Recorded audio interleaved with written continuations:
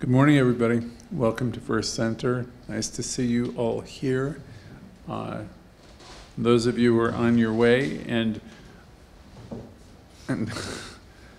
welcome to all you folks on Zoom. And I also have to do a special welcome to those on Facebook and on YouTube. We're getting an unwieldy number of comments and questions, and we're doing our best to keep up with everyone. And those are the kind of problems you like to have. If it were 5 years ago, it would be much different. Are you not able to hear? I can now. Okay, great. There's a little bit of an echo in the room.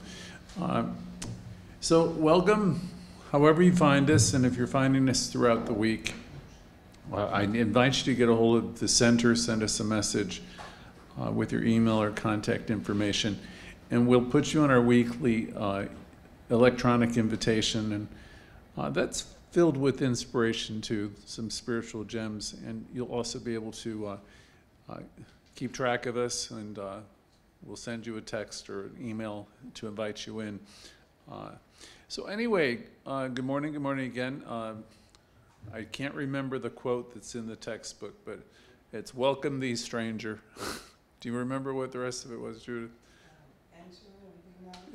Enter and be not afraid. The table is laid or set, and all is yours, and you're welcome. That's in the first part of our textbook. And you know, anytime you hear those words used, because they were not exclusive to Ernest Holmes, it's an introduction, and someone is saying you're about to begin a great journey. And that's really what this teaching can be for any of us. It can be the most important thing you'll ever do is by learning this teaching, because the teaching is radical in the sense that, you know, a lot of us have grown up in faiths where we believe that our higher power is, usually for most of us, it's up above, it's in the skies, it's in the heavens, whatever we think the heavens might be. And you come into a teaching like this, and all of a sudden you're hearing a different thing. You know, you're hearing the kingdom of God is at hand. And we've all heard that before. But what we're saying here is it literally, truly is here and now. This thing that you're looking for, this spirituality, this God, this force, this loving energy, it's right here, right now. And it's in you, and it's operating through you. And so you wake up and say, oh my goodness, can this be true? Can this thing that I've been looking for everywhere be where I am right now? And the answer is yes, yes, and yes. It's in you, operating through you, which is almost inconceivable. But then as you contemplate it more and more, you realize it's everywhere. It's everywhere. See, I grew up in a faith where there was, you know, good someplace, and there was this other stuff. And I don't know if any of you got hit with any of that stuff, but you had to really get good. You had to do a lot of self-improvement, and you had to repent a lot for anything you might have done wrong. Because if you didn't, you were going to go someplace that was going to be very, very unpleasant and kind of hot. You know, and then we also were taught if we were very, very good, and we're always we're living according to the commandments and loving our brother as ourselves, and not disrespecting our parents and not having any false gods and any of that. If we lived according to those commandments and those rules, most likely we would go to the heavens. And we come into a teaching like this and we say, those are stories. There's stories that have been around for thousands of years at this point. And the man, you know, well, they didn't start with Jesus either, because it really comes from the Old Testament. And the Old Testament was the foundational book for the New Testament for Judaism. I mean, it comes from Judaism, so it was the foundation for Christianity and Islam as well. So when you come into New Thought, it's a whole new thing. You start out with a premise that there is this source. I'm reluctant to call it God all the time, because whenever I say God, people are thinking of that guy up there with the beard, and we create this what's called anthropomorphic idea of God. You know, God's the Father, God's, you know, a man. That kind of God, you know, from the old scriptures, would be loving sometimes, and he would be vengeful other times, and we would give this source, which we really can't describe, we're going to give it human characteristics. And we're going to say it's angry, or it's upset with its people. You know, it's going to send punishments down upon the wicked and all of that. So we come into religious science with a whole new idea. It's not like Ernest Holmes was doing his thing in the late 20s through around the early 60s when he passed away. And he took all these teachings, and he took from the Bhagavad Gita, he took from Emerson, which was, I think, one of his main sources of inspiration. He took from the Greek philosophers, he took from everywhere, and he tried to assemble what he thought was the best of the thinking at the time. And he was thinking this teaching, this New Thought teaching, was going to be the greatest new implosion of spirituality and philosophy in the world. And I think he's right. The thing is, it doesn't necessarily show up exactly as anyone thinks. When religious science was coming around, Ernest Holmes wasn't really fond of churches or the idea of churches. He kind of was leaning more towards education. So we had religious science institutes, because for him it was more about learning and about having an authentic experience yourself. Some of the people who were around when he was around were hell-bent on creating churches, but that wasn't really his thing. He was just as excited about having independent groups of 10 or 20, and also about the whole thing was always about you having an authentic experience. Because most of our traditional faiths would be about you going someplace where there'd be some figurehead, the minister, the preacher, whatever, and you know, people are going there with a sense that this woman, this man, has got all the answers. And, you know, teaching from scriptures and Bibles. And Ernest Holmes says clearly that's not what we're about. We're about you having this journey and having this experience with yourself. And further, he went on to say you are an inlet and outlet of this activity. And whatever source is, or whatever God is, you are. When I was a student, I had to wrestle with this word individualization when I was told I am a point of awareness within the mind of God. I used to think about that for a long time, many months. And I will say to all of you, you are a point of awareness within the mind of God. Further, you are an individualization of this great source. And whatever it is, you are. So, you know, so you come into the world fully equipped. You may not know it, but you're an aspect of this divine energy. You're an aspect of creative intelligence. You are really one with this one energy. So, you know, you can't even conceive of your worth or your value, because most of you in the greater audience who listen, you know, you don't realize you are the thing. Raymond Charles Barker, I love that saying. He says, you are the whole bit. You really are. But we don't act like we're the whole bit, because we've been raised and we've listened, and we all come from somewhere. My tribe was Irish, if you go back about 4 generations. And they had their thing. And, everyone's got their thing. And then there's the family stuff that we get. And we get enculturated. We learn a whole bunch of stuff. And some of it's beautiful. And some of it really is what we call suspect. One of my teachers used to say, well, this is suspect. And what he was trying to say is, a lot of this stuff you're passing on is highly questionable. It's scarcity. Everything's scarcity. You have a belief that there's not enough of anything. There's not enough love. There's not enough money. There's not enough of goodness. There's not enough. So your whole mindset it's geared toward negativity. I was watching a few weeks ago, I think I've already mentioned this, an interview on YouTube. I think it was Elon Musk was commenting that he thought it was somewhat the default position for humankind, that they tend towards negativity. And I thought, yeah, I guess it's probably true, because the whole world, the outer world, not people necessarily who are committed to this journey, are programmed to being suspicious and negative. And he said, as the human being evolved, there's always somebody trying to get you, bigger than you, who's going to try to eat you or capture you. So he said it's kind of like built into your DNA.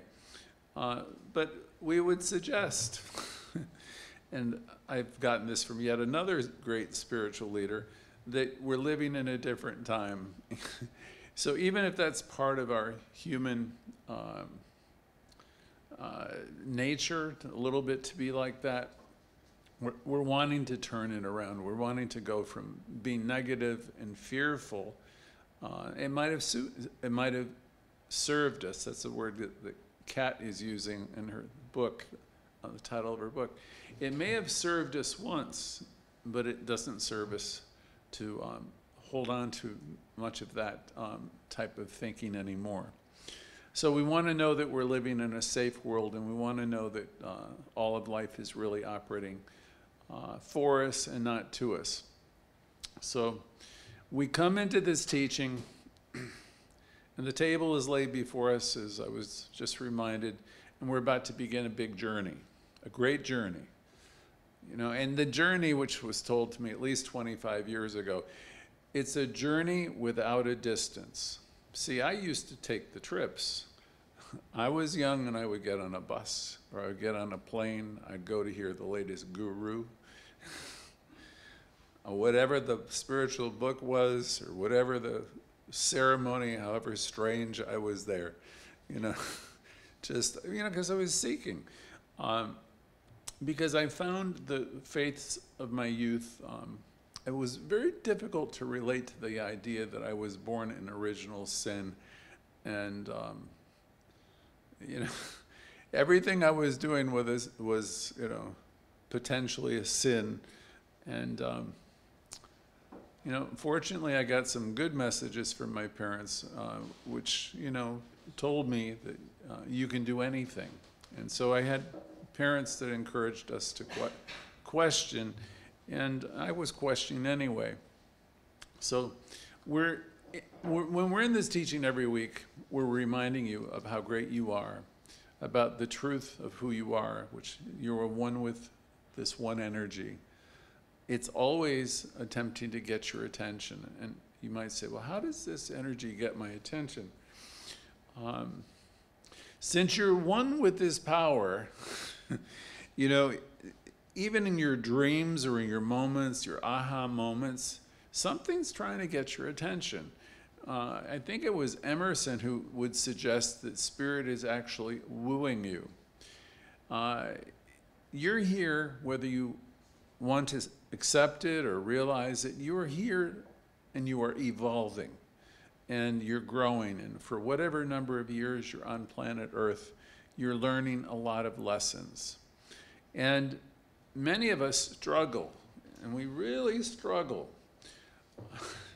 And we get hit hard with the lessons that are presented to us. I remember Stuart Wilde as an author, and he was a lot of fun to read a decade or so ago too, probably. He said life was not meant to be a struggle. Just wasn't. And Ernest Holmes said the same thing, and Bill Wilson, founder of AA, said the same thing. Ernest Holmes said, suffering's not God ordained. It just isn't. So why are you suffering? Why is everybody suffering? Well, it's because I want things to be the way I want things to be, all right? And just doesn't go that way. And then if I keep wanting to have it the way I want it to have it, then I have an attachment to it being a certain way. And I'm going to do what? I'm going to have some pain. And if I could do what Louise Hay advocated, which was trust the process of life, just think, if I could trust the process of life, then what would be bothering me? Nothing. So we want what we want when we want it. And Bill Wilson, founder of AA, instead of saying suffering is optional, which was Ernest Holmes, no, suffering is not God ordained, Bill Wilson said misery is optional. And so these are ideas that I've been, that have been simmering within me for the past 40 years. So this calling asks us to practice some acceptance and to know, here's another old expression, that whatever is best. And I think that comes from a Buddhist saying, whatever is best, meaning whatever place you are in right now, with all of its angst or all of its beauty, or sometimes it's a combination of both, because you're learning things sometimes that are not always pleasant, but they're bringing you to a different place of understanding. So whatever is best. I used to think it's on my dance card. I thought, okay, my consciousness has brought me this experience, okay? And what's in my outer life is always going to be a reflection of what's in my inner life. It mirrors it precisely. Through the years, I've had a lot of really wonderful teachers, one of whom said, Greg, we say every thought you think is creating your future. That was Louise Hay. And that would be correct. Another teacher I have said, really, think of it like it's the whole tendency of your thoughts. If you tend to be a negative, critical person, then it doesn't take much time and you're going to see a reflection of that in your life. It just shows up. And it's not like God is trying to punish you, right? Or the creative intelligence is trying to punish you. Or if you tend to be a lifter, which means if you tend to be a person who's seen the good all the time, people might think, my God, this person, they don't want to do with you because you're always seeing the good, because they want you to kind of like, do the thing with them, do the counsel of the wicked. But if you're a person who's really practicing this teaching, you're going to increasingly have less interest in hearing the crap. You just like, I want to step away from it. Any 2 or 3 people can sit down and talk about what's wrong. I don't know how you feel after you do that all afternoon, but it's not terribly enlightening. If you start to practice this teaching, if you're going to call anybody, you're going to call some people that are going to be like-minded and who are going to take it to a higher notch. When they go low, you go high. Because if you lift your consciousness up and you immerse yourself in positivity and what we will call truth, you're going to be lifting yourself up, and that will be reflected in your world. So this teaching is always, we introduce it by saying the table is laid and, all is here for you. And we tell you that if you're not already on one, you're about to take a great journey. As we get into today's lessons, and I was putting a few notes together for what I wanted to share today, I thought, I try to think of good news. I thought, what holidays have we celebrated this month? And I think we mentioned most of them. Of course, we had Easter and we had Passover. They were, I think, about the same week. You might not know, this week is Administrative Professionals Day. That's coming up. Jimmy might be pleased to know that since he runs this place. This day used to be called Secretary's Day, but now it's Administrative Professional Day. So the people who are running the offices are supposed to be treated very well, get gifts and all that. So I might regret having said that, but it's really on, I think it's on the Wednesday of the last week. And then we missed, my dog will be upset, we missed National Pet Day. That was on the 11th. And the day before was National Siblings Day, where we were all encouraged to reach out to our sisters and brothers and send them love and whatever else you can send them. Yesterday was a big day. Does anybody know what it was? Okay, we got some people on the ball here. It's Earth Day, right?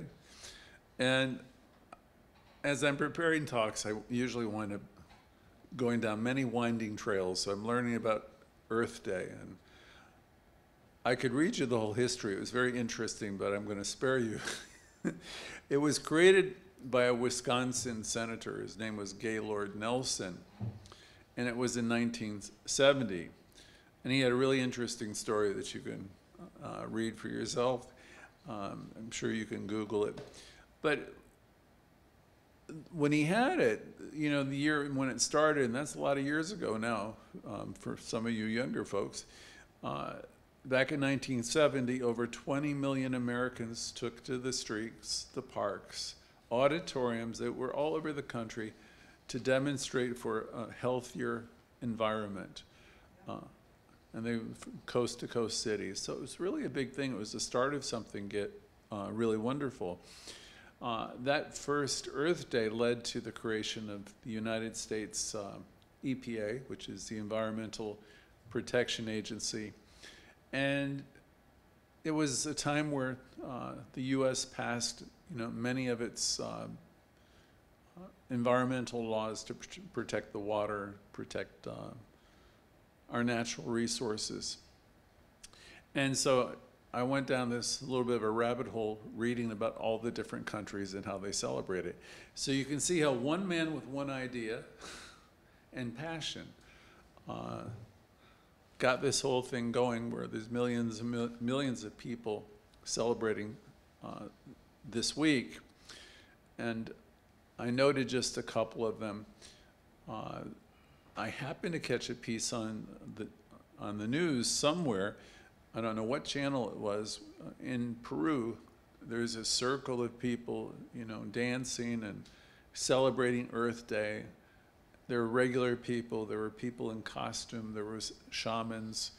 They were smoking something. I don't know what it was, but they looked like they were having a spiritual experience. And they were celebrating the earth, and one of them had a large snake, and you know, and they looked like they were having a very, very good time. In Brazil, Earth Day is celebrated for an entire week. So talk about extended holidays, and with street fairs, educational seminars, and workshops for people to learn what they can personally do to make an improvement. In China, Earth Day is celebrated with all kinds of activities, a lot of tree planting ceremonies, cleanup drives in various boroughs or neighborhoods, sections, whatever they call them, and public presentations all over. And I could have kept reading and do a whole talk on that, but just the point behind it was this one individual, Senator Nelson. You know, one person can do one thing that can start something really great. And of course, it got me thinking, because I don't think of myself as a polluter or anything like that. I'm pretty careful, and I always have. I learned that when I was younger. And then I thought, well, what small thing could I do to make a difference in the world? Because you look at that guy Nelson, who started this whole thing, and really with everything, the first step in making a change or making a change in ourselves is to become a bit more aware. You know, I had a lot of things that were self-defeating when I was younger. I used to smoke a lot, I used to drink, I used to do a lot of things. And I didn't think they were that big of a problem at the time, you know. But you learn they're big problems, and potentially. And when you make a decision in anything, first I think there comes the awareness that you're doing something that really isn't helpful. So you make the correction. And those are some of the course corrections I made, and they were some of the most important decisions I've made in my life. But as it pertains to Earth Day, just becoming more aware. And then you can ask yourself, what small change could I make in my daily routine that might make a difference, you know, in the world or in the environment? Recently, we had a whole trash situation in this building. We don't have a lot of garbage. Where we got a ticket, we were doing it wrong, and so now we're doing a lot of things differently here, you know, and it really isn't that big of a deal. Once you think about it and figure out how to do it, you do it. So the question for everybody is just to let you know, this is this weekend of celebration of the earth, and people are doing all kinds of things, from cleaning up their neighborhoods, picking up garbage, plastic, just, you know, if you have the interest in this, you know, find something, and then maybe think in terms of whatever our daily habits are, and ask ourselves, what can I do to love the world, or protect the environment a little bit more? And then I was in a place where I'm thinking, Greg, look, you're a certain age, you're involved in, you know, this is New York City, I don't really know what I could do. And I was thinking of it. What came to mind was an important old story that I used to use in different talks and sermons, and I'm sure most of you have heard it. And the story is, you know, we talk a lot about being a lifter here. You know, if you're a lifter in life, you're seeing the good in everything. You're practicing seeing the good. It's who you are. You're trying to live your life to make a positive difference. So there's an old story of a lifter.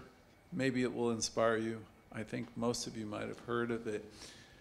It's a story of a man who was walking along a shore, completely enjoying himself and his day.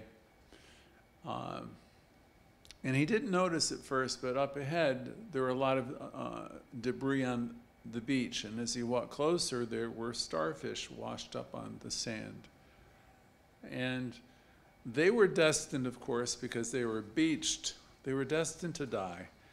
And noticing that, he just started picking them up, one starfish at a time, and tossing them into the water, throwing them back into the ocean. And after a while, a passerby came by and just looked at the whole scenario. And since there were so many of them, the guy was just like looking at this guy throwing the starfish back into the water.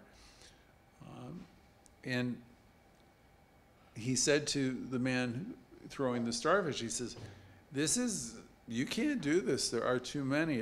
What difference can it make? And the man said, it may not make a difference to all of them, but it's going to make a difference to this one. And he threw it in the water. So there's a lesson in that. You may not be able to correct everything, but you can sure make a difference, as did the senator who started this Earth Day movement. So enough about that for the moment. I'm going to move into the greater part of our lesson. Ernest Holmes, who was our founder, he wrote so many spectacular things, and we could always do a quote just on things that Ernie taught us, or what he wrote in the textbook and also in his books. I was going to put together his final address, Sermon at the Sea, but as I was starting working with it, I realized it needed a day or two more of work. So I thought I would get into some of his other ideas. He wrote the Science Mind textbook. If you're new and you don't know, the textbook inspired many of our students for the past generation. Because of the textbook, we have Louise, we have Gabby Bernstein, we have all the modern day writers that spun off from any of these people. Ernest Holmes said, he wrote in the textbook, "You and I are not mere spectators of life. We are active participants, every last one of us. There's power in you, and it's responding to you whether you like it or not." So you're a participant. So realize I'm a participant in life, and I'm cause to my own experience, and my thoughts are things, and the way I think and the way I commit my energy is important. So I'm going to talk about the power of being a lifter in your own life and in the lives of those around you. As you've got to know is already, you've got this power. Does everybody understand that you have it? Do you wake up and get excited and say, "Oh my God, I'm alive"? And I don't know how I have this power. I don't know how I've, been so lucky. I mean, I wake up and you realize, my goodness, okay. You could just, if you could just quiet down and realize I have such awesome ability. And if you take that first step of treatment where you're realizing I'm one with the one and it responds to me, that's an awesome realization. And that's the first step of affirmative prayer.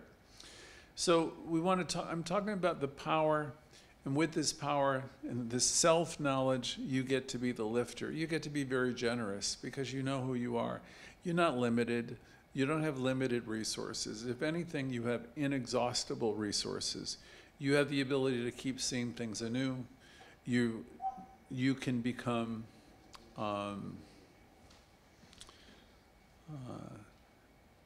when the things are happening in life, you can refuse to be offended because, when things are removed or taken away, you have an inexhaustible supply of everything available to you.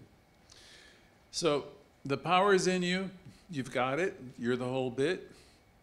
And everything begins with you. If you're talking about the other people in your life and what they're doing or have done to you and all of that, you're giving your power away. So one of our sayings is, I am cause to my own experience all the time. There's a tendency, people really want to talk about what other people are doing. People really want to talk about what other people are doing to them, doing to their families. That's a position that's highly suspect. When we come into metaphysics, we realize, I get to be the lifter in life. I get to be the applauder. I get to be the person who can name things. I have the consciousness that attracts things to me. I can also work with my consciousness. So all the stuff that I'm attracting that's negative, it dissipates. It goes elsewhere. You have the power. It always begins with you. So Ernest Holmes said, there's power that's everywhere, right? There's power for good in the universe. It's everywhere. It's in you, and you can use it. So let me break that down a little bit for better understanding. I know that people in the room, for the most part, understand this, but there's a lot of new people every week. So there's this power. It's immanent, meaning it's in you, operating through you. There's not a spot where it isn't. There's power for good in the universe. And he said it's greater than you, but it's a part of you, and you can use it.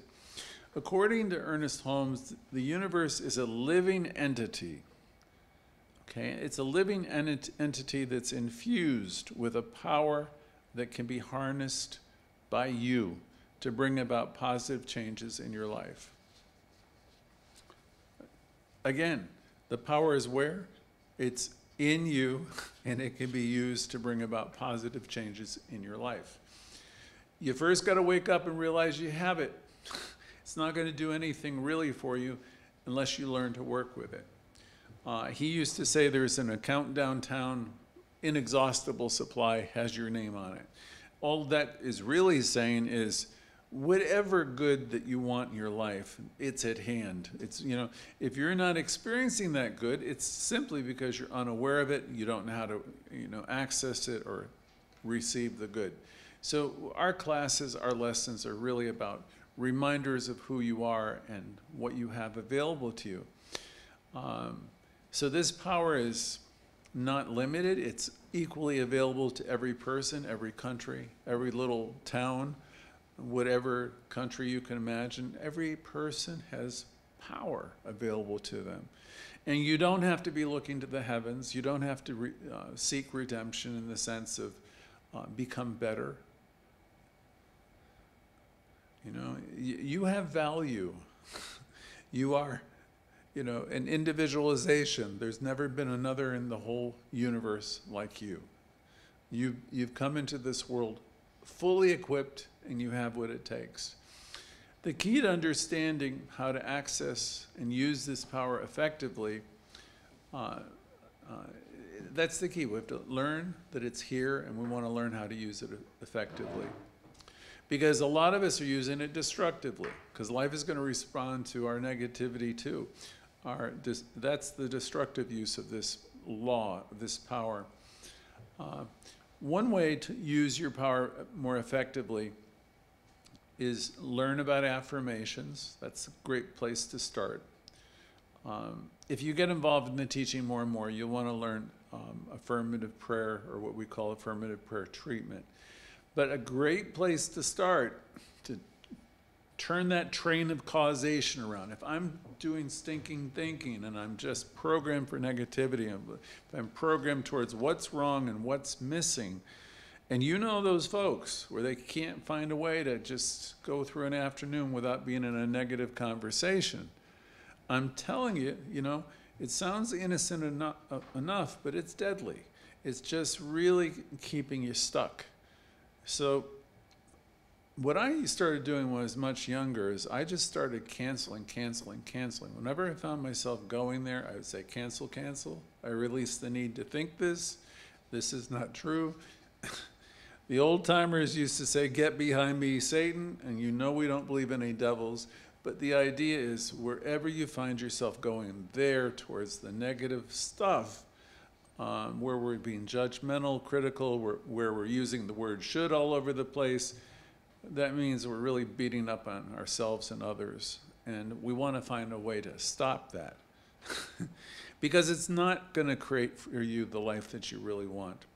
If you're really learning to live the affirmative life and developing the mystical approach to life, which I'm going to speak of a little bit, then your job is to just find a way to neutralize,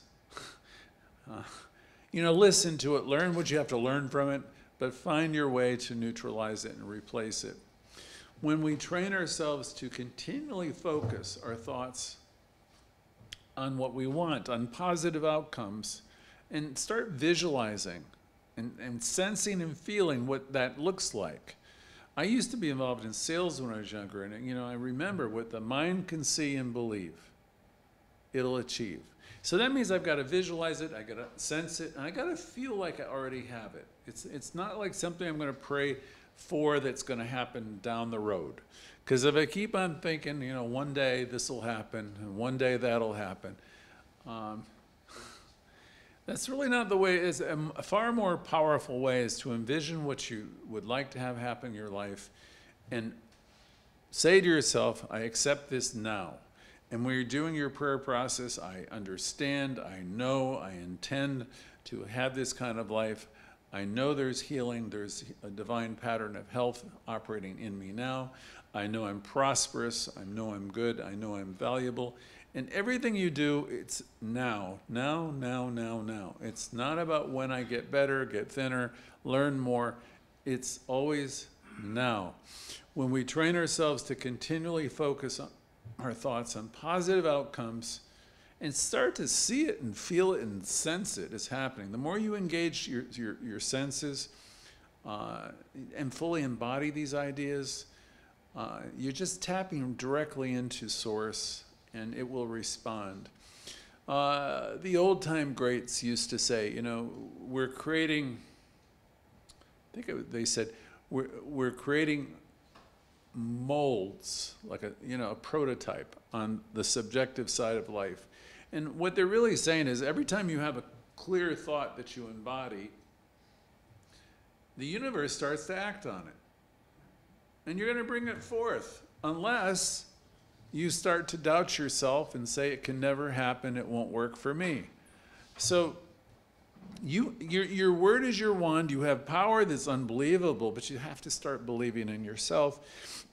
When you're doing your affirmative prayers, release them and just know they are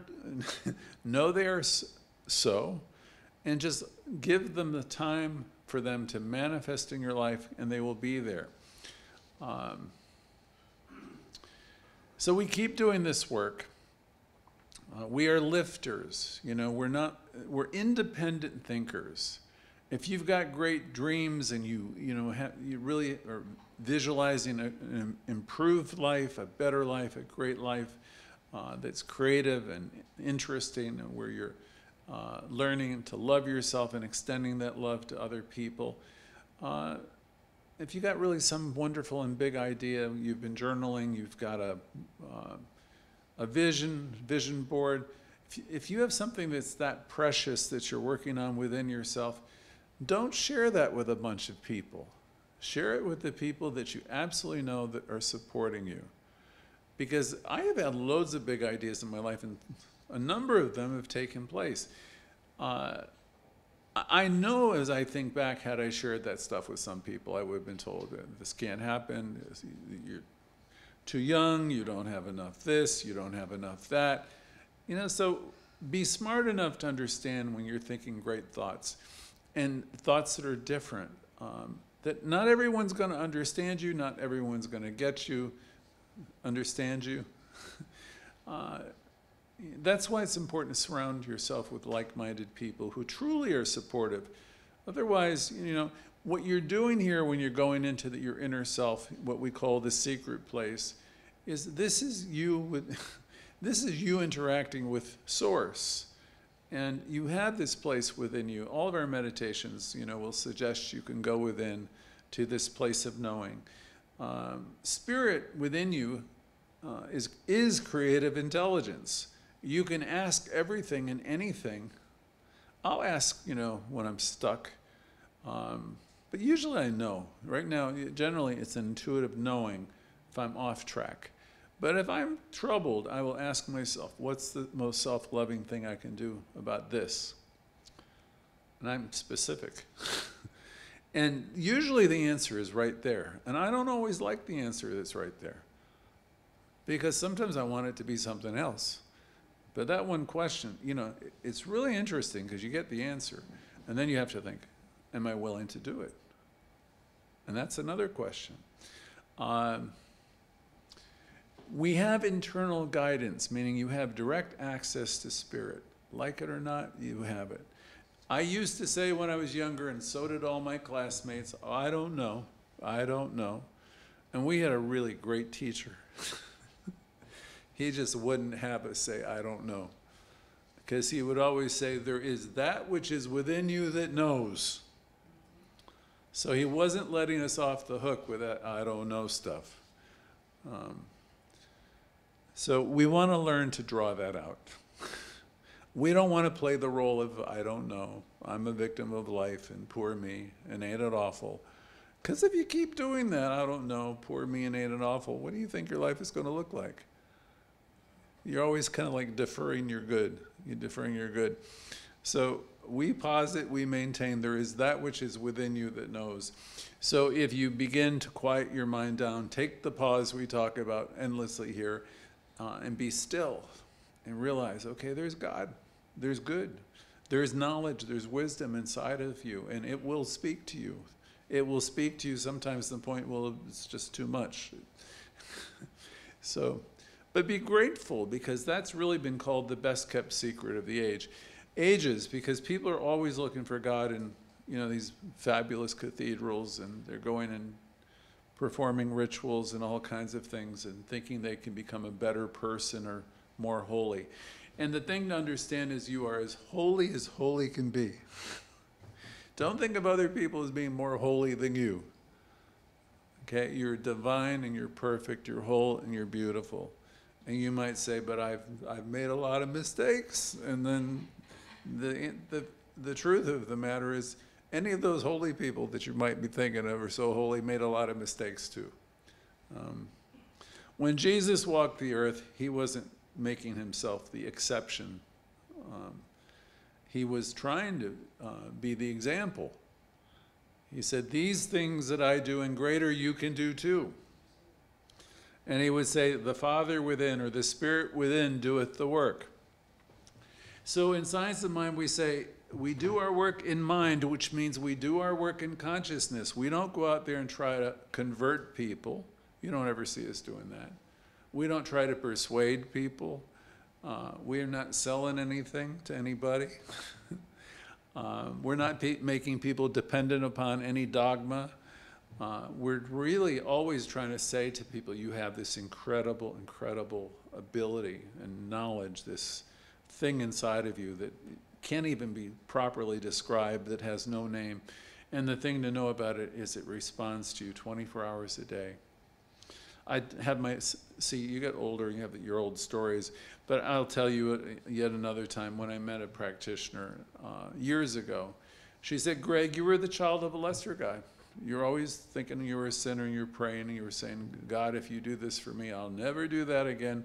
You know, all those foxhole prayers, I had many. I just would tell God, I'll never, ever, ever if you do this for me. And sometimes it worked, and oftentimes it didn't. And she said to me at the time, she said, you are the child of a lesser God. She says, I want you to know when you come into new thought and you come into this teaching, you're going to eventually learn to understand that the universe so loves you that it responds to your every single thought. It doesn't miss a single one. Because I used to think I'd pray and get on my knees and I'd do all these prayers that I was taught as a kid. And there's all kinds of things I was taught. You know, I just didn't get it. But I eventually got when she said, you know, the universe so loves you that it responds to your every thought. So with that in mind, it makes a lot of sense for us to pay attention to what we're spewing out of our mouths, what we're saying. And it's not just what we're saying, because if you're seething with anger and you might be dressing up and looking decent and have good manners. I have a very close person, a family member. She's always looking perfect. I mean, everything perfect. But I know she's angry as hell most of the time. So, so dressing it up doesn't really change it either. It has to be more than that. It has to be from the inside out. Ernest Holmes talked about, if you live this affirmative life, eventually you're going to be relieved from the bondage of self. What does that mean? It's all that stuff we hang on to, right? The need to be right, all of our strong opinions, which put us in conflict with ourselves and put us in conflict with others. As you learn to live the affirmative life, and he spoke of, find me one person who's so redeemed from the bondage of self, and I will have found my Redeemer. I want to hang out with that person, the person who's for something and against nothing. And he said, I will walk the day with him and the clouds will open up. He said, I would love to commune with somebody who's for something, really, they're excited about everything. I know a religious scientist in Boca. She was trained by 2 religious science ministers. I've known a couple of people like her too. But, it's just a joy to be around them, because try as you might, they're not going to say anything negative about anything. They're just not going to do it, because they could do it, but it doesn't interest them. They're doing the thing that Jesus was talking about. They're being about their Father's business. When he was younger, his mother was wanting him to do certain things, and he reached a point of spiritual maturity where he knew he needed to be about a different story. It doesn't mean that you don't like your people, but you know, if you're with people and family where this is where they want to be always, you know, you've got to find a way to create some boundaries, and so you can have your space. You can take breaks throughout your day. You can.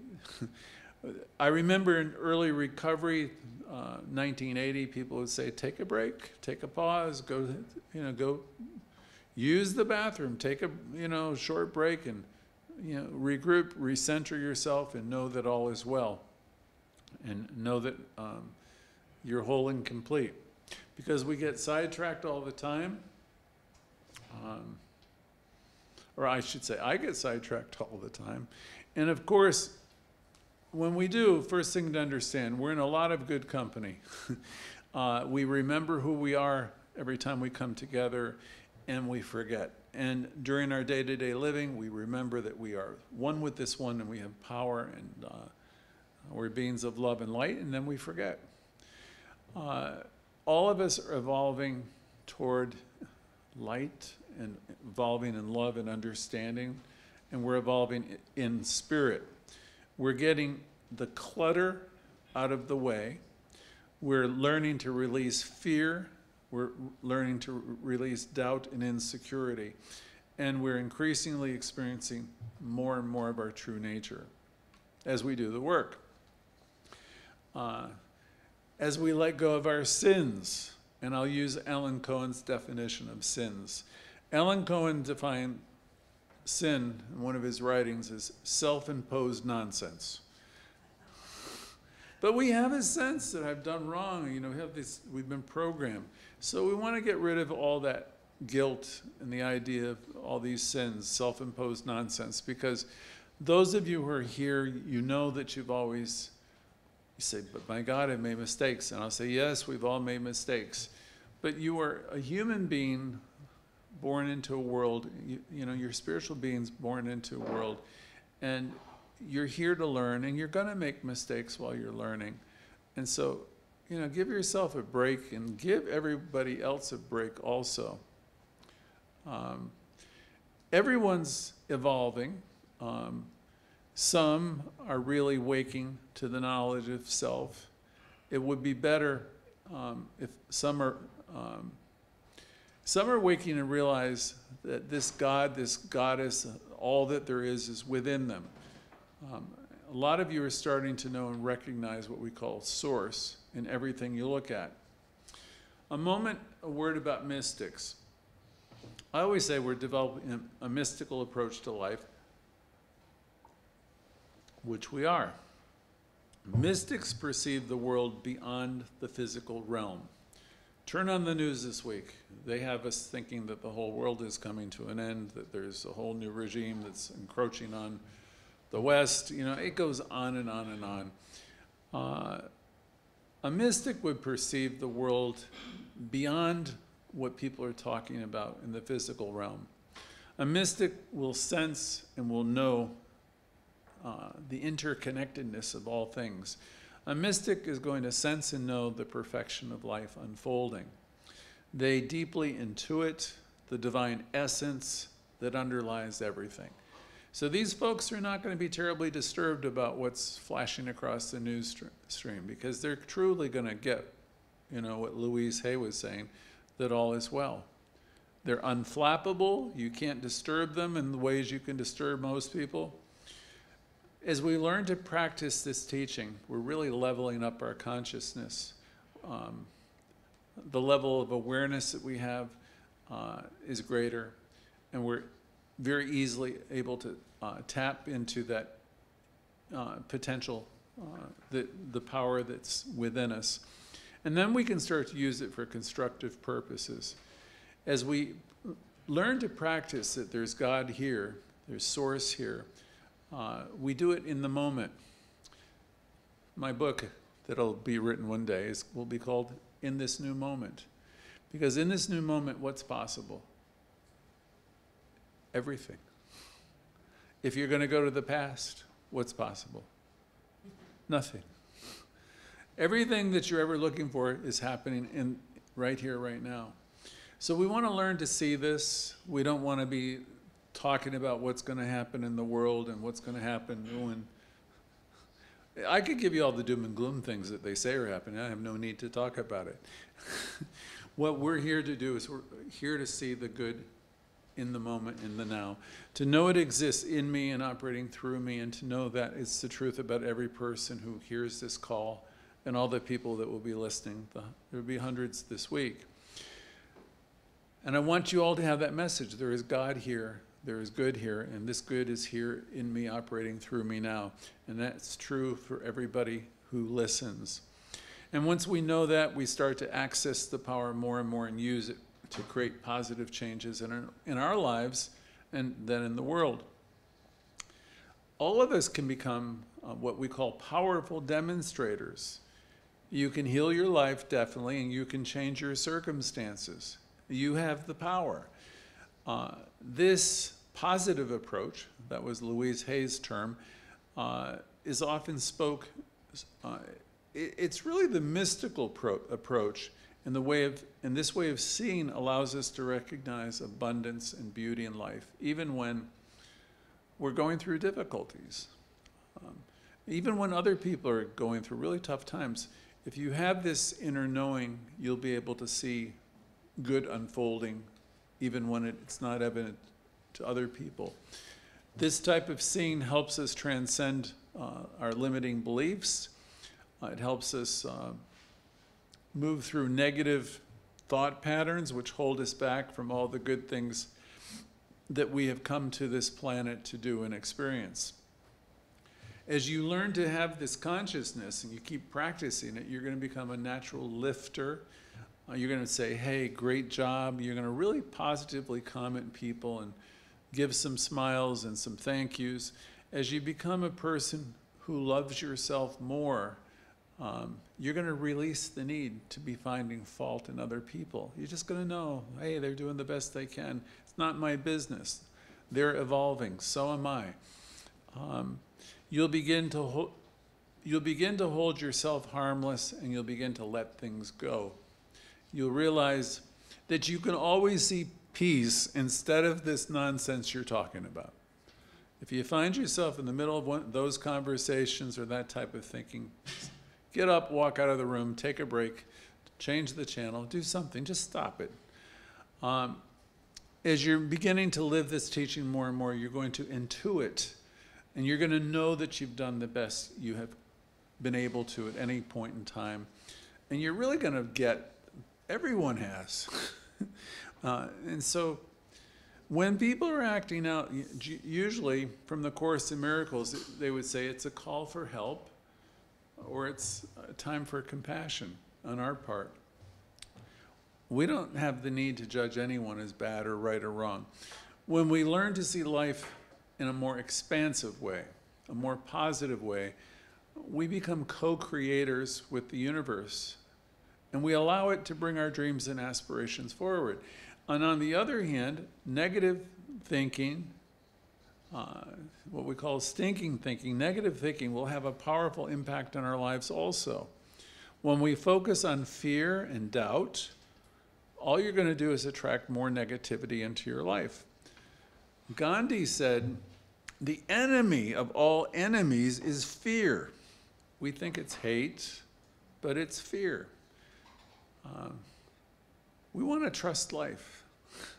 Louise Hay would always say, trust the process of life. Our greatest enemy is fear. The universe responds to every thought we have, whether positive or negative, and manifests those thoughts into our reality.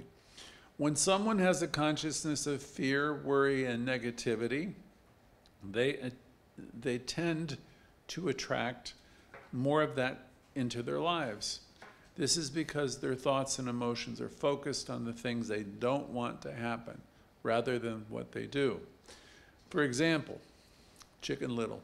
If somebody has the consciousness of the sky is falling, you've known people like that.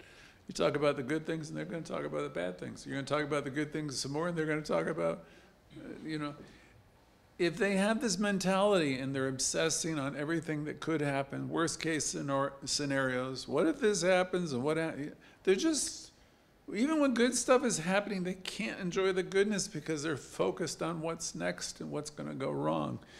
So this leads to stress. It really does a number on your body in terms of health problems it brings in. Another thing, if people, like regarding their source or finances, if you're constantly thinking about how we don't have enough money, about inflation, about what's happening in the world, if you're thinking about that all the time, you're going to attract more struggle into your life. But if you focus on abundance, and you focus on prosperity, you're likely to manifest more success. I had a lesson in Florida years ago. I was doing a prosperity class, and I don't think I was doing a great job at it. And I pulled out of my pocket something, and a penny rolled right across this hardwood floor. And this guy who was there, his name was Cliff, he picked up the penny. I said, "Don't worry about it, it's just a penny." And then he picked up the penny. He says, "It's a penny," with excitement. And I thought, oh my God, you ought to be teaching this class. See, I was dismissing it. It's not important.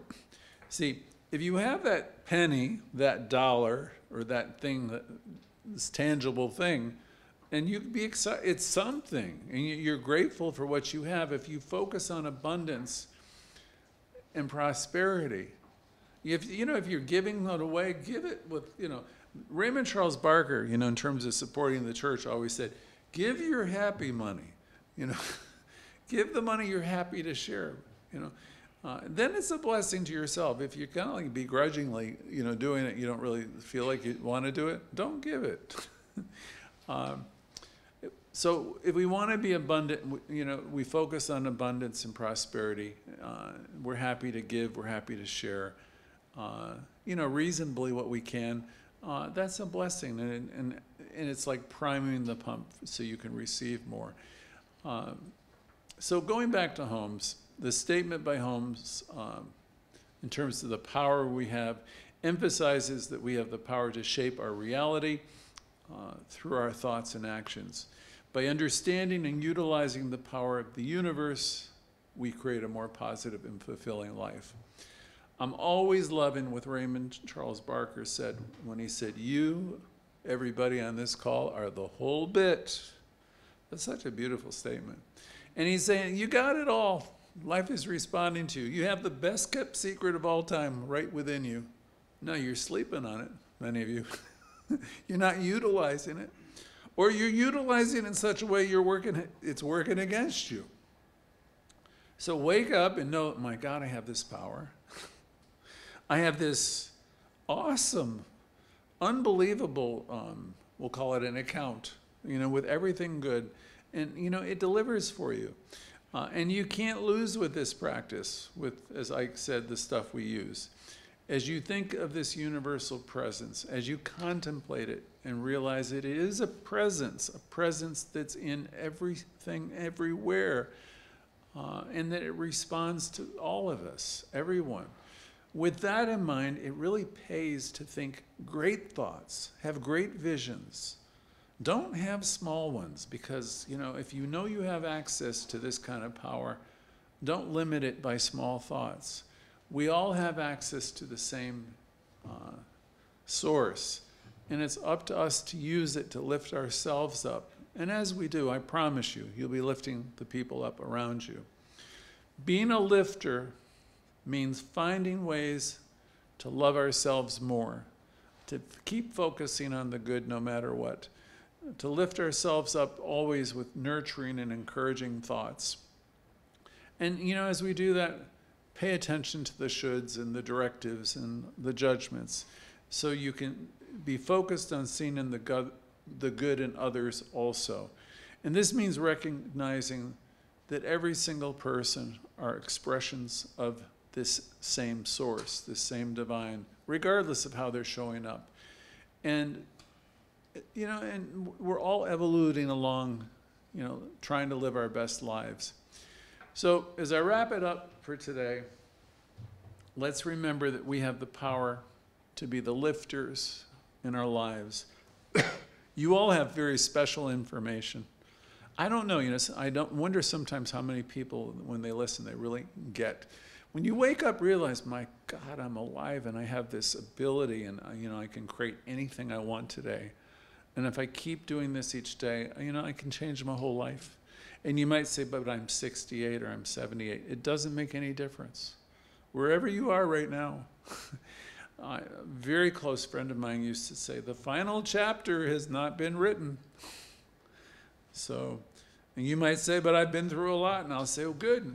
That because now you have a lot to work with. You have a lot of rich experience. You can create new things. You can decide you want to create a new sport, a new activity. You can write a manual. You can write a book. If you're a musician, it's endless. Just go within and ask the question, what's mine to do? What can I do? And follow the things that make you happy.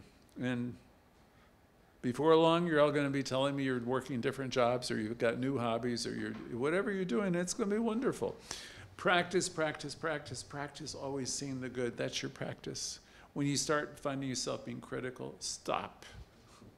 I'll invoke Diana Ross again, in the name of love. Just stop, because you're not helping anybody when you're doing it that way. Here's a couple quotations for you, so we can close on a note. I want to give you some inspiration. First, I have Buddha for you. And Buddha says, the mind is everything. What you think, you become. Then I have, from Napoleon Hill, whatever the mind can conceive and believe, it can achieve. And Franklin Roosevelt is next. He said, the only limit to our realization of tomorrow will be our doubts of today. So, cancel the doubts.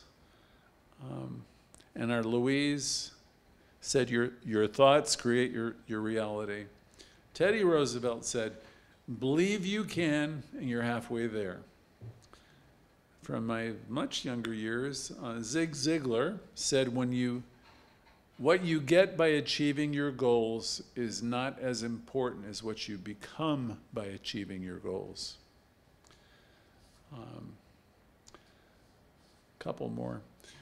Ravi Shankar said, the power of positive thinking is not about expecting the best to happen every time, but accepting that whatever happens is the best for this moment. We've got Oprah with us too, and she said, what you focus on expands, and when you focus on the goodness in your life, you create more of it. Got two more. Earl Nightingale says we become what we think about. And David Mackey said, your thoughts are the architects of your destiny. So I hope these provide some inspiration. I hope you choose to use one or two of them. And let's make a decision collectively today to be completely, I want to say obsessed, be completely committed to seeing the good. Seeing the good and lifting ourselves up. And as we do, know always, if you're loving yourself and lifting yourself up, you're benefiting everyone else. And let's remember that even small acts can make a huge difference in the world by all the stories I've shared today. Aesop's fables said, no act of kindness, no matter how small, is ever wasted. And last, believe in yourself and all that you are. Know that there is something inside you that is greater than any obstacle. You have no idea how valuable and good you really are.